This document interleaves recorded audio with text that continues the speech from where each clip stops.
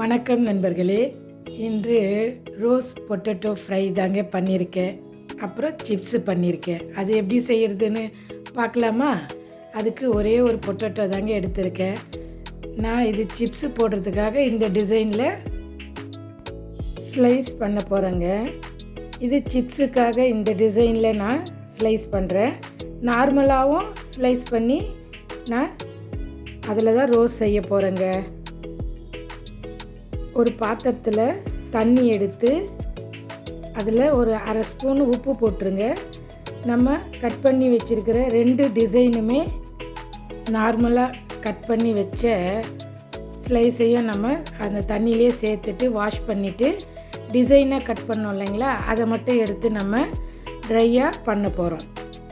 இதில் கொஞ்சமாக cornflour spread பண்ணிவிட்டு நம்ம ஸ்லைஸை எண்ணெயில் பொரிக்க போகிறோம். இப்போ நார்மலாக நம்ம ஸ்லைஸ் பண்ணியிருக்கோம் இல்லைங்களா, அதை ஒரு 2 மணி நேரம் கழித்து நான் இதை பெண்ட் பண்ணுறேன் பாருங்கள். நல்லா வளையும். இதில் தான் நான் ரோஸ் செய்ய போகிறேங்க. ஆமாங்க, நான் எப்படி செய்கிறேன்னு பாருங்கள். ஒரு பிளேட்டில் எடுத்து வச்சுட்டு கார்ன்ஃப்ளவரை எல்லாம் மிக்ஸ் பண்ணிவிடுங்க. ஒன்று ஒன்றா எடுத்து கார்ன்ஃப்ளவரை மிக்ஸ் பண்ணி வச்சுக்க வேண்டியதாங்க. அதை நல்லா மடித்து சுருட்டி விடுங்க. நல்லா சுருண்டு வருங்க. அதே மாதிரி ஒரு 3 ஸ்லைஸ் எடுத்து அப்படியே ரோல் பண்ணுங்க. ரவுண்ட் பண்ணிங்கன்னா கரெக்டாக நம்மளுக்கு ரோஸ் மாதிரி வரும். ஒரு டூத் பிக்கில் வச்சு நம்ம அதை பிரியாமல் இருக்கிறதுக்காக நம்ம இதை யூஸ் பண்ண போகிறோங்க. 2 பக்கமும் பாருங்கள், ரோஸ் மாதிரி அழகாக இருக்குது. இதை தான் நம்ம ஃப்ரை பண்ணி எடுக்க போகிறோங்க. ஸ்டவ்வில் ஒரு பேன் வச்சு அதில் கொஞ்சம் ஆயில் சேர்க்க போகிறோம். ஆயில் நல்லா ஹீட் ஆகட்டுங்க. இப்போ நம்ம செஞ்சு வச்சுக்கிற ஒவ்வொரு ரோஸை எடுத்து நம்ம ஃப்ரை பண்ண போகிறோம். திருப்பி விட்டுக்கிட்டே இருங்க. கொஞ்சம் எண்ணெய் அதில் தெளித்து விட்டுக்கிட்டே இருங்க.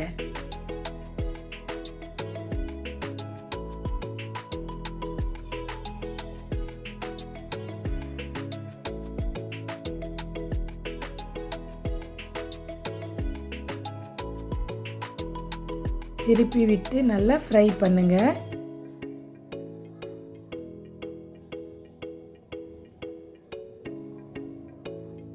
அவ்வளோதாங்க, ரெடி ஆயிடுச்சிங்க. எடுத்துட வேண்டியது தான். இப்போ இதே மாதிரி மீதம் இருக்கிற ரோஸையும் நம்ம ஒன்று ஒன்றா வச்சு ஃப்ரை பண்ண போகிறோம்.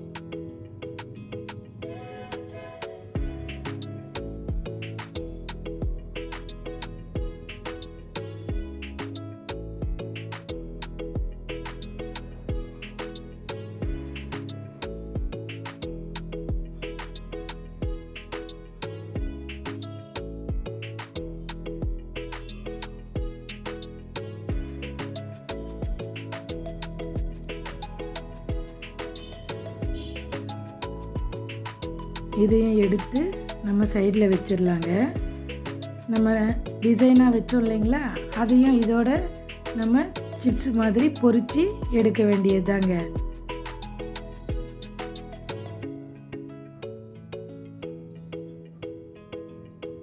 ஒரு பொட்டேட்டோ வச்சே நான் 3 டிசைனில் நான் சிப்ஸ் பண்ணியிருக்கேங்க.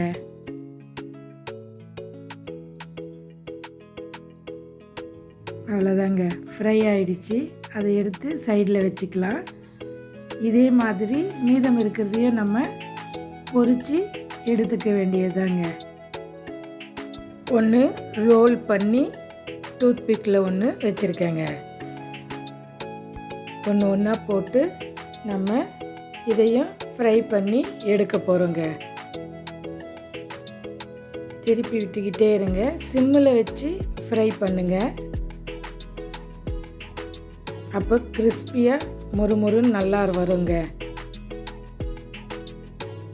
இதே மாதிரி மீதம் இருக்கிறதையும் நம்ம ஆயிலில் போட்டு பொரித்து எடுக்க வேண்டியதாங்க. ஒரு பேன் வச்சு அதில் 3 ஸ்பூன் டொமேட்டோ சாஸு, ஒரு அரை ஸ்பூன் வினிகர், ஒரு அரை ஸ்பூன் சோயா சாஸ், இது எல்லாத்தையும் மிக்ஸ் பண்ணுங்கள். அதோட ஒரு 3 table spoon normal water mix பண்ண போகிறேன். அதையும் சேர்த்து நல்லா மிக்ஸ் பண்ணுங்கள். நல்லா பாயில் ஆகட்டும். நல்லா பாயில் ஆன உடனே நம்ம ஸ்டவ்வை ஆஃப் பண்ண வேண்டியதாங்க. ஓகே, நல்லா குக் ஆகுது. ஆஃப் பண்ணிவிடுங்க. இந்த ரோஸ் மேலே தான் நம்ம எசன்ஸை கொஞ்சம் கொஞ்சமாக அப்ளை பண்ண போகிறோங்க. ரோஸ் மாதிரி தெரியறதுக்காக தான் இந்த சாஸை ரெடி பண்ணுங்க. நம்ம கட் பண்ணி வச்ச ஸ்ப்ரிங் ஆனியனையும் அது மேலே அப்ளை பண்ண போகிறோம். கொஞ்சமாக கொத்தமல்லியும் கட் பண்ணி மேலே டெக்கரேஷனுக்காக வைக்க போகிறோம். அவ்வளோதாங்க. Fried rose potato ரெடிங்க.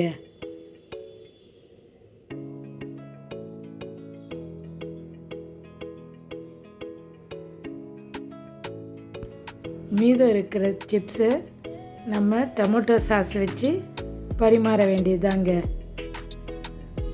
சேர்ந்து சமைப்போம், சேர்ந்து ருசிப்போம். நன்றி நண்பர்களே. சப்ஸ்கிரைப் பண்ண மறந்துடாதீங்க ஃப்ரெண்ட்ஸ்.